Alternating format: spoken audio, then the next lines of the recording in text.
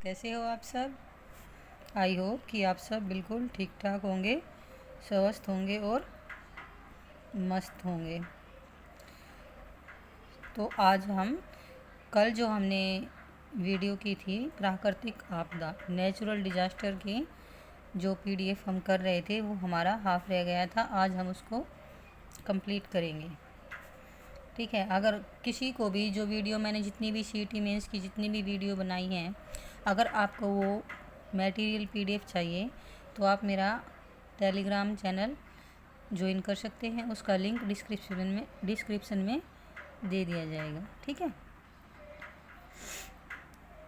तो फिर मैं पिंकी कौशिक आप सबका यहाँ पर स्वागत करती हूँ। तो आज फिर हम स्टार्ट करते हैं। कल हमने पढ़ा था प्राकृतिक आपदा क्या है और प्राकृतिक आपदा को कितने भागों में वर्गीकृत किया गया है। कितने भागों में किया गया था? 4 भागों में वर्गीकृत किया गया था। वायुमंडलीय, भौमिक, जलीय और जैविक। वायुमंडलीय कौन सी थी? बर्फानी तूफान। और जो तड़ित झंझा है वो तड़ित, टोर्नेडो, उष्णकटिबंधीय चक्रवात और सूखा कर्कापात। पाला, लू, शीतलहर। पाला मतलब जो पाला पड़ता है जाड़े में, सर्दियों में। लू, शीतलहर।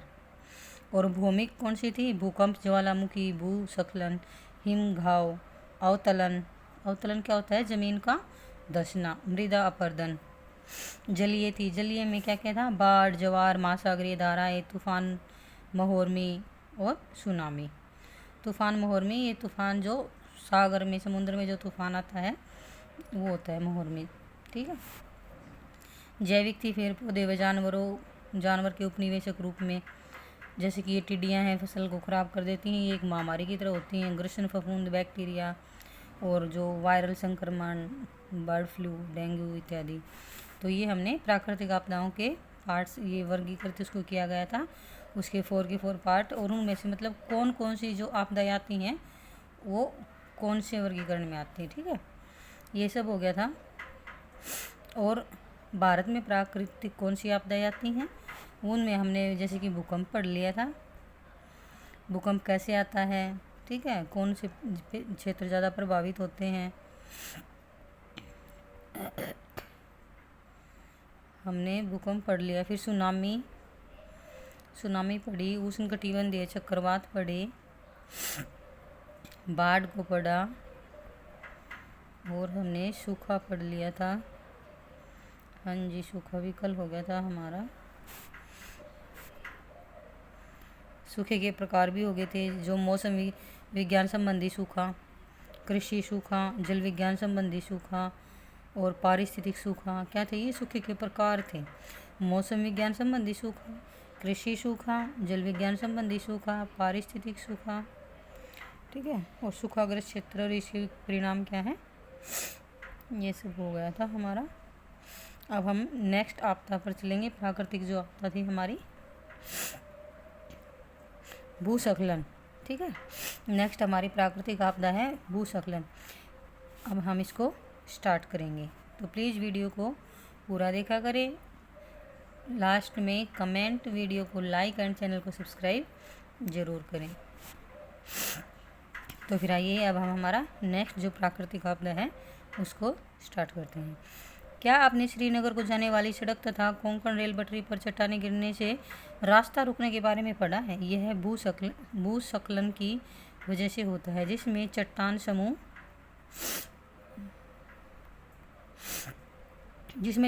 समूह खिसक कर ढाल से नीचे गिरता है। भूस्खलन क्या है कि जिसमें जो चट्टानों का जो ये पहाड़ वगैरह हैं तो ये क्या है, खिसक कर इनका जो ढाल है वो नीचे गिरता है। सामान्यतः भूस्खलन भूकंप, ज्वालामुखी फटने, सुनामी और चक्रवात की तुलना में कोई बड़ी घटना नहीं है, परंतु इसका प्राकृतिक पर्यावरण और राष्ट्रीय अर्थव्यवस्था पर गहरा प्रभाव पड़ता है। अन्य आपदाओं के विपरीत जो आकस्मिक, अनुमेय तथा वृहत स्तर पर दीर्घ एवं प्रादेशिक कारकों से नियंत्रित हैं, भूस्खलन मुख्य रूप से स्थानीय कारणों से उत्पन्न होते हैं। इसलिए भूस्खलन के बारे में आंकड़े एकत्र करना और इसकी संभावना का अनुमान लगाना न सिर्फ मुश्किल है अपितु काफ़ी महंगा पड़ता है। भूस्खलन को परिभाषित करना तथा इसके व्यवहार को शब्दों में बांधना मुश्किल कार्य है, परंतु फिर भी पिछले अनुभवों, इसकी बारंबारता और इसके घटने को प्रभावित करने वाले कारकों जैसे कि भूविज्ञान, भू आकृतिक कारक, ढाल, भूमि उपयोग, वनस्पति आवरण तथा मानव क्रियाकलापों के आधार पर भारत को विभिन्न भूस्खलन क्षेत्रों में बांटा गया है। अब जो अत्यधिक सुभेद्यता क्षेत्र हैं, ठीक है, वो देखेंगे हम। ज़्यादातर अस्थिर हिमालय की युवा पर्वत श्रृंखलाएं, अंडमान और निकोबार, पश्चिमी घाट और नीलगिरी में अधिक वर्षा वाले क्षेत्र, उत्तर पूर्वी क्षेत्र, भूकंप प्रभावी क्षेत्र और अत्यधिक मानव क्रियाकलापों वाले क्षेत्र जिसमें सड़क और बांध निर्माण इत्यादि आते हैं, अत्यधिक भूस्खलन सुभेद्यता क्षेत्रों में रखे जाते हैं। जो ये सभी क्षेत्र हैं, ये यहाँ पे सबसे ज़्यादा इफेक्ट पड़ता है, सबसे ज़्यादा अर्थव्यवस्था का प्रभाव यहाँ पर, मतलब ये भूस्खलन सबसे ज़्यादा यहाँ होता है, तो अर्थव्यवस्था वैश्विक सबसे ज़्यादा यही होती है। अधिक सुभेद्यता वाले क्षेत्र, अधिक भूस्खलन सुभेद्यता क्षेत्रों में भी अत्यधिक सुभेद्यता क्षेत्रों से मिलती जुलती परिस्थितियां हैं, दोनों में अंतर है। भूस्खलन को नियंत्रण करने वाले कारकों के संयोजन, गहनता और बारंबारता का, मतलब इनमें दो में वो अत्यधिक भूस्खलन सुभेद्यता था, ये अधिक भूस्खलन सुभेद्यता है। तो कह रहा है कि इनमें दोनों में अंतर है। किस चीज़ में अंतर है? संयोजन, गहनता और बारंबारता का। हिमालय क्षेत्र के सारे राज्य और उत्तर पूर्वी भाग असम को छोड़कर इस क्षेत्र में शामिल है, जो अधिक सुभेद्यता वाले क्षेत्र हैं। मध्यम और कम सुभेद्यता क्षेत्र, पार हिमालय के कम वृष्टि वाले क्षेत्र, लद्दाख और हिमाचल प्रदेश में स्पीति, अरावली पहाड़ियों में कम वर्षा वाला क्षेत्र, पश्चिमी व पूर्वी घाट के व दक्कन पठार के वृष्टि छाया क्षेत्र ऐसे इलाके हैं जहां कभी कभी भूस्खलन होता है। इसके अलावा झारखंड, उड़ीसा, छत्तीसगढ़, मध्य प्रदेश, महाराष्ट्र, आंध्र प्रदेश, कर्नाटक, तमिलनाडु, गोवा और केरल में खदानों और भूमि धंसने से भूस्खलन होता रहता है। अन्य क्षेत्र क्या कौन से हैं? भारत के अन्य क्षेत्र विशेषकर राजस्थान, हरियाणा, उत्तर प्रदेश, बिहार, पश्चिमी बंगाल, दार्जिलिंग जिले को छोड़कर, असम, कार्बी आंगलोंग को छोड़कर और दक्षिण प्रांतों के तटीय क्षेत्र भूस्खलन युक्त हैं। अब इनका रिजल्ट क्या होता है, मतलब क्या परिणाम निकलता है जब भूस्खलन होता है? भूस्खलनों का प्रभाव अपेक्षाकृत छोटे क्षेत्र में पाया जाता है तथा स्थानीय होता है। क्या है? जो भूस्खलन होता है वो छोटे क्षेत्र में होता है, स्थानीय होता है। परंतु सड़क मार्ग में अवरोध, रेल पटरियों का टूटना और जलवाहिकाओं में चट्टान गिरने से पैदा हुई रुकावटों के गंभीर परिणाम हो सकते हैं। क्या क्या परिणाम हो सकते हैं इनसे भी? अगर जैसे कि सड़क मार्ग में अवरोध, कहीं से सड़क के जैसे पास में कोई चट्टान, पहाड़ वगैरह है, उससे वहाँ पे भूस्खलन हो जाए तो क्या होता है, वो सड़क अवरोध हो जाएगी, आना जाना बंद हो जाएगा, यात्री परेशान हो जाएंगे। अब जैसे कि वहाँ पे यात्रियों का आना जाना लगा हुआ है, तो जैसे बस को किसी भी व्हीकल वगैरह पे ये चट्टानें टूट कर गिर सकती हैं, यात्रियों को चोट पहुँच सकती है, बस को नुकसान हो सकता है। तो इस तरह के ये नुकसान होते हैं इनके, और यहाँ होते हैं।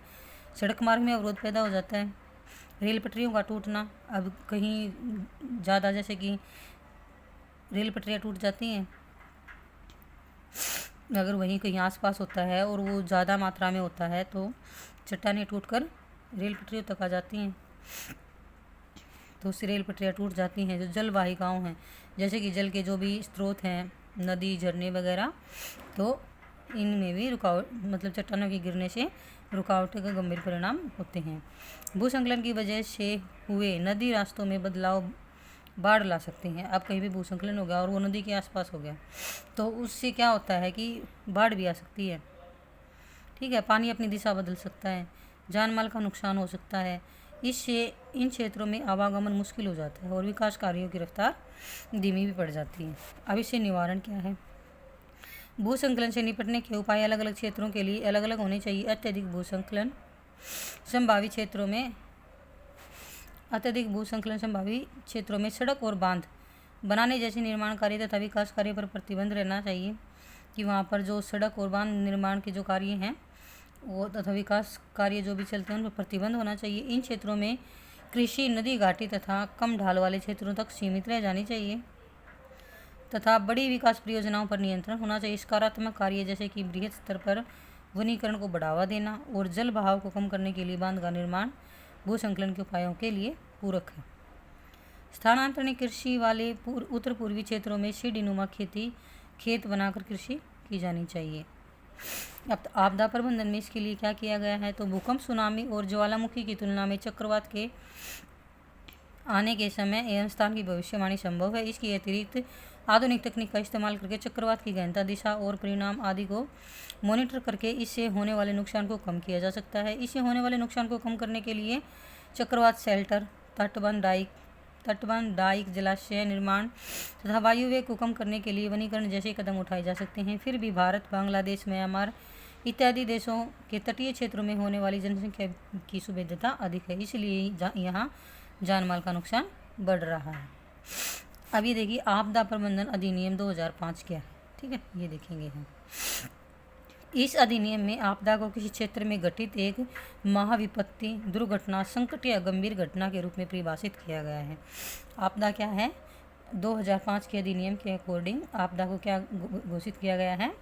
इस अधिनियम में आपदा को किसी क्षेत्र में घटित एक महाविपत्ति, दुर्घटना, संकट या गंभीर घटना के रूप में परिभाषित किया गया है जो प्राकृतिक या मानवकृत कारणों या दुर्घटना या लापरवाही का परिणाम हो और जिससे बड़े स्तर पर जान की क्षति या मानव पीड़ा, पर्यावरण की हानि एवं विनाश हो, जिसकी प्रकृति या परिणाम प्रभावित क्षेत्र में रहने वाले मानव समुदाय की सहन क्षमता से परे हो, वो होती है प्राकृतिक आपदा। अब इसका निष्कर्ष क्या है, ऊपर लिखित विवरण से यह निष्कर्ष निकलता है कि आपदाएं प्राकृतिक या मानवकृत दोनों प्रकार की हो सकती हैं।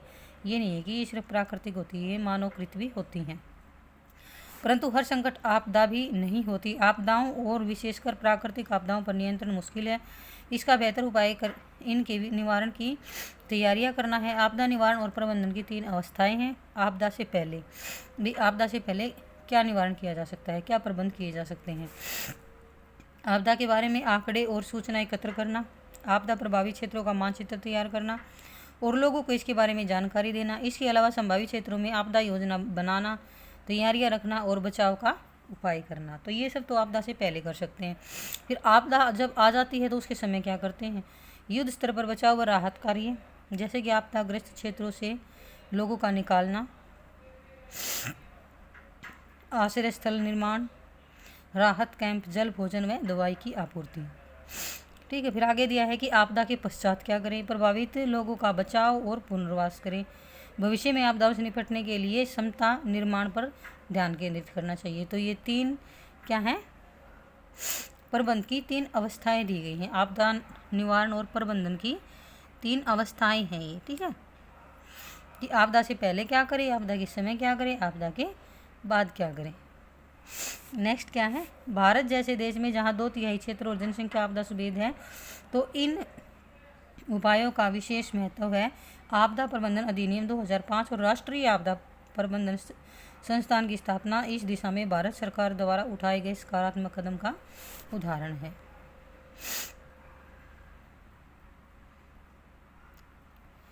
आगे देखेंगे इसमें क्या दिखाया गया है।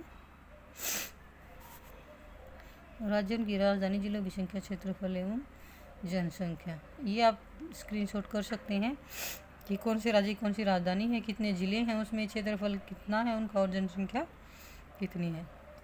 ये आप चाहे तो स्क्रीनशॉट ले सकते हैं, ठीक है, ये लीजिए, हो गया होगा।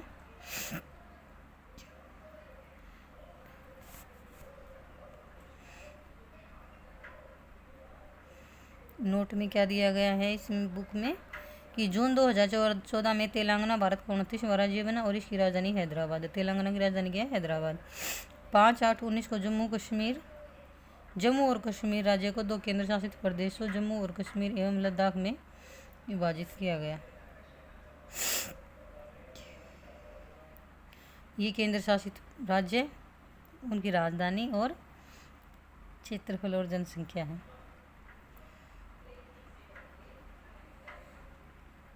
ठीक है, इसमें ये नहीं दिखाया गया जम्मू कश्मीर और लद्दाख, इनको भी तो केंद्र शासित प्रदेश घोषित किया जा चुका है। हाँ, ये नीचे नोट दिया गया है इसमें भी, ये देखिए आप लोग कि इसमें भी ये नीचे नोट किया गया है कि जम्मू और कश्मीर और लद्दाख को 2 केंद्र शासित राज्यों में विभाजित किया गया है। ठीक है,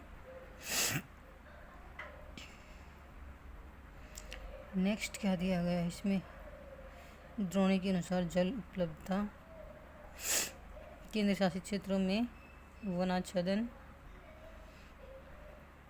राज्य अनुसार देश में संरक्षित क्षेत्र का विस्तृत, शब्दावली दी गई है। आगे मतलब जो ये छोटे छोटे वर्ड हैं ये क्या, जैसे कि अपुआ क्षेत्र क्या होता है। ठीक है, तो अब हम एक बार इनको देखेंगे।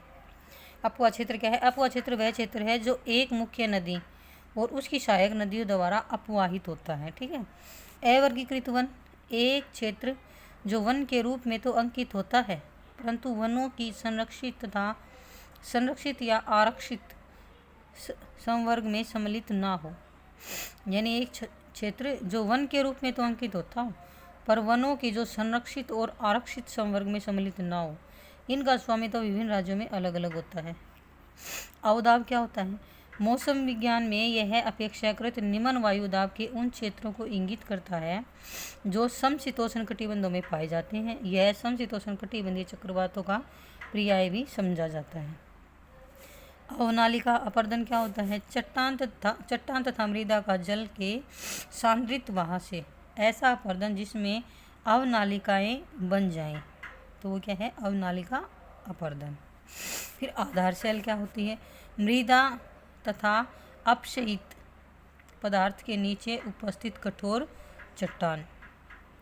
आरक्षित वन, भारतीय वन अधिनियम अथवा राज्य वन अधिनियमों के प्रावधानों के अंतर्गत अधिसूचित एक क्षेत्र जो पूर्ण रूप से रक्षित होता है। इन आरक्षित वनों में जब तक अनुमति न हो सभी क्रियाएं प्रतिबंधित होती हैं, वो होता है आरक्षित वन। उपमहाद्वीप, एक बड़ी भौगोलिक इकाई जो शेष महाद्वीप से अलग एक विशिष्ट पहचान रखती है, वो उपमहाद्वीप। कैल्शियमी क्या है? चूने की उच्च मात्रा से निर्मित अथवा युक्त। जलोढ़ मैदान, नदी द्वारा लाए गए जलोढ़क अथवा महीन चट्टानी सामग्री द्वारा निर्मित भूमि का एक समतल क्षेत्र। जलवायु, किसी समावधि में लगभग 30 वर्ष से अधिक पृथ्वी के धरातल के एक विस्तृत क्षेत्र की औसत मौसम दशाएं होती हैं, जलवायु। जेट प्रवाह क्या होता है? अत्यंत प्रबल एवं अचर पछुआ पवन। अत्यंत प्रबल एवं अचर पछुआ पवन जो क्षोभ सीमा के एकदम नीचे बहती हैं। जीवमंडल निश्चय, ये बहुउद्देशीय संरक्षित क्षेत्र होते हैं जिनमें हर आकार के पौधे एवं जीव जंतु को उनके प्राकृतिक पर्यावास में संरक्षित किया जाता है। इसके प्रमुख उद्देश्य हैं प्राकृतिक विरासत की विविधता एवं अखंडता को उसकी संपूर्णता में संरक्षित एवं पोषित करना। सेकंड है पारिस्थितिक संरक्षण एवं पर्यावरण के अन्य पक्षों पर अनुसंधान को प्रोन्नत करना। और थर्ड है शिक्षा, जागरूकता और व्याख्या करने की सुविधाएं उपलब्ध कराना। और फिर ज्वार नद मुख क्या होता है? नदी का ज्वारीय मुख जहाँ ताज़ा और लवणीय जल मिल जाते हैं, वो क्या है? ज्वार नद मुख। झील क्या होती हैं? पृथ्वी के धरातल में एक धसे हुए भाग पर जल की उपस्थिति जो चारों ओर से भूभाग से आवृत हो, वो झील होती। तट क्या होता है? स्थल और समुद्र के बीच का संपर्क क्षेत्र। स्थल और समुद्र के बीच का संपर्क क्षेत्र जिसमें भूमि की वह पट्टी भी सम्मिलित होती है जो समुद्री तट के साथ लगती है। तटीय मैदान क्या होता है? तट तथा अंतःस्थलीय ऊंची भूमि के बीच स्थित समतल निम्न भूभाग तटीय मैदान होता है। तराई क्या होती है? जलोढ़ पंखों के निचले भागों में दलदली भूमि और वनस्पति की एक पेटी तराई होती है। दर्रा क्या होता है? पर्वत श्रेणी से गुजरता एक मार्ग जो एक कोल या विदर की रेखा का अनुसरण करता है। द्वीप क्या होता है? महाद्वीप की तुलना में यह ऐसी भू सहित जो चारों ओर जल से घिरी हो। ठीक है। द्वीप समूह क्या होता है? द्वीपों का एक समूह जो आपस में निकट अवस्थित होते हैं। नाइस क्या होता है? कणिकामयी गठन करने वाली कायांतरित सेल। क्या? नाइस क्या है? कणिकामयी गठन वाली कायांतरित सेल जिसकी संरचना पटित होती है। ठीक है। इसकी रचना पर्वत निर्माण एवं ज्वालामुखी क्रिया से संबद्ध बड़े पैमाने पर ताप एवं दाब के अनुप्रयोग से जुड़ी है। पठार क्या होता है? समतल भूमि की तुलना में एक उच्चस्थ विस्तृत भूखंड। पश्च जल क्या होता है? जल का वह विस्तार जिससे नदी का मुख्य प्रवाह बाह्य पंथ से गुजर जाए। जो नदी का मुख्य प्रवाह है वो बाह्य पंथ से गुजर जाए, यह जल मुख्य जल से जुड़ा होता है, परंतु इसके प्रवाह की दर अत्यंत निम्न होती है। प्राणी जगत किसी निश्चित काल अथवा प्रदेश का पशु जीवन प्राणी जगत है। प्रायद्वीप क्या होता है? समुद्र की ओर बढ़ा हुआ भूमि का एक भाग। प्रवाल क्या होता है? चूना स्त्रावी एक समुद्री पोलिश प्रवाल होती है। क्या है? चूना स्त्रावी एक समुद्री पोलिश जो उष्ण क्षेत्र में स्थित उथले समुद्र में कॉलोनी में पाया जाता है। यह प्रवाल भित्तियों को बनाता है। प्लाया क्या होता है? अंतःस्थलीय अपवाह बेसिन का निम्न केंद्रीय भाग। प्लाया न्यून वर्षा के क्षेत्रों में पाए जाते हैं। बंद बनाना क्या होता है? इससे जल के संरक्षण तथा फसलों के उत्पादन में वृद्धि के लिए मिट्टी अथवा पत्थरों का भराव करके बनाया जाने वाला बंद बनाना होता है। भूस्खलन क्या होता है? क्या है ये? अपरूपणी तल के साथ साथ क्या है? अपरूपणी तल के साथ साथ गुरुत्वाकर्षण के प्रभावाधीन चट्टानों एवं मलबे की सहती का तीव्रता से नीचे की ओर बृहत संचलन। ठीक है। मानसून एक वृहद क्षेत्र पर पवनों की दिशा में संपूर्ण प्रत्यावर्तन जिससे ऋतु परिवर्तन होता है, वो मानसून है। क्या है? एक बृहद क्षेत्र पर पवनों की दिशा में संपूर्ण प्रत्यावर्तन जिससे ऋतु परिवर्तन होता है। अब महाखंड या गार्ज क्या होता है? खड़ी व चट्टानी पार्श्वों वाली गहरी घाटी को गार्ज या महाखंड कहते हैं। ठीक है। मैदान समतल अथवा मंद तरंगित भूमि का एक विस्तृत क्षेत्र मैदान होता है। मृदा परिच्छेदिका क्या होती है? भूमि की सतह से पैतृक चट्टान तक यह मृदा का एक ऊर्ध्वाधर परिच्छेद अथवा खंड होती है। राष्ट्रीय पार्क क्या है? राष्ट्रीय पार्क वन्यजीव के संरक्षण के लिए पूर्णतः सुरक्षित एक क्षेत्र होता है जिसमें वन कटाव, पशुचारण और खेती जैसी क्रियाओं की अनुमति नहीं होती। वलन क्या होता है? भूपर्पटी के किसी क्षेत्र में संपीड़न। भूपर्पटी के किसी क्षेत्र में संपीड़न के परिणाम स्वरूप चट्टानी स्तरों में आया मोड़ वलन कहलाता है। ठीक है। विसर्प क्या होता है? किसी मंद गति से बहने वाली नदी की धारा के मार्ग में एक सुस्पष्ट वलयाकार मोड़। विवर्तनिकी क्या होता है? विवर्तनिक भूगर्भ से उत्पन्न बल और भू आकृतिक लक्षणों में बृहद परिवर्तन लाते हैं। शरणस्थली क्या होता है? शरणस्थली एक ऐसा क्षेत्र होता है जो केवल जंतुओं के संरक्षण के लिए आरक्षित होता है। इनमें लकड़ी काटने व छोटे वन उत्पाद संग्रहण करने जैसी गतिविधियों की तब तक अनुमति होती है जब तक ये जंतुओं को नकारात्मक ढंग से प्रभावित नहीं करती। शुष्क क्या है? ऐसी जलवायु अथवा प्रदेश के लिए प्रयुक्त जहां वर्षा अपर्याप्त होती है। ठीक है। मतलब कम होती है, पर्याप्त नहीं होती, कम होती है, पर्याप्त होती है। ठीक है। संरक्षण क्या है? भविष्य के लिए एक प्राकृतिक पर्यावरण और प्राकृतिक संसाधनों की रक्षा संरक्षण है।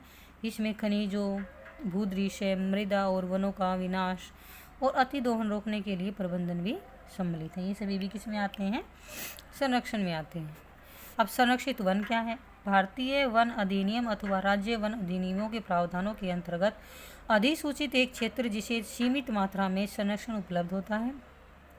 इन संरक्षित वनों में जब तक निषेध न हो सभी क्रियाओं को अनुमति होती है। भाग गए पेज इतनी देर में तो। वैसे हमारा लास्ट पेज ही था, बट एक दो टर्म रहती थी इसमें। हिमनद पे थे ना हम, संरक्षित वनों पे था। हाँ, हिमनद हिम व बर्फ की सहती है। ये क्या है? हिम व बर्फ की सहती जो अपने जमाव के स्थान से धीरे धीरे बाहर की ओर खिसकती रहती है। ठीक है। और अपने मार्ग में एक विस्तृत खड़े पार्श्व वाली घाटी की क्रमिक रचना करती है। ये हिमनद है। अब ह्यूमस क्या होती है? मृदा में उपस्थित मृत जीवांश ह्यूमस है। अब ये सिप्रिका क्या होती हैं? किसी नदी का वह भाग जहाँ जल की गति बहुत तीव्र होती है। क्योंकि नदी तली में उपस्थित कठोर चट्टानों से अवरोध पैदा होता है। ये स्प्रिका होती है। तो ये था हमारी, ये कुछ टर्म थी जो हमारे इस पूरे लेसन से रिलेटेड थी। क्या पता एग्जामिनर कौन सी टर्म उठा के दे दे, इस चीज़ का हमें पता नहीं होता, इसलिए इनको करना भी मैंने ज़रूरी समझा। और ये हमारा आपदा प्रबंधन और उसके जो बचाव के जो प्रावधान किए गए हैं वो सब हमने पढ़ लिए हैं। आई होप कि आप सबको समझ आया होगा। और इसके PDF के लिए आप टेलीग्राम ज्वाइन कर सकते हैं, लिंक आपको डिस्क्रिप्शन में दे दिया जाएगा। Thanks for watching.